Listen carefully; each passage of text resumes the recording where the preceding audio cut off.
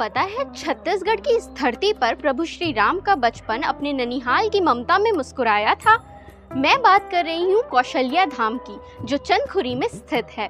ये रायपुर से लगभग 30 किलोमीटर दूर है। ये वही स्थान है जिसे माता कौशल्या का जन्म स्थल माना जाता है। चारों ओर शांत जल से घिरा हुआ प्रकृति की गोद में स्थित माता कौशल्या का मंदिर एक अद्भुत सांस्कृतिक और धार्मिक विरासत का प्रतीक है। यह भारत का एकमात्र मंदिर है जहां माता कौशल्या भगवान श्री राम को अपनी गोद में लिए दिखाई देती है। इतिहासकारों के अनुसार इस मंदिर का निर्माण 8वीं शताब्दी में सोमकालीन राजाओं ने करवाया था। पहले ये मंदिर समय की धूल में कहीं खो सा गया था, लेकिन अब ये इतिहास और भक्ति का जीवंत केंद्र बन चुका है। साथ ही राम वन गमन पथ परियोजना के तहत छत्तीसगढ़ सरकार ने इस मंदिर को एक भव्य स्वरूप प्रदान किया है।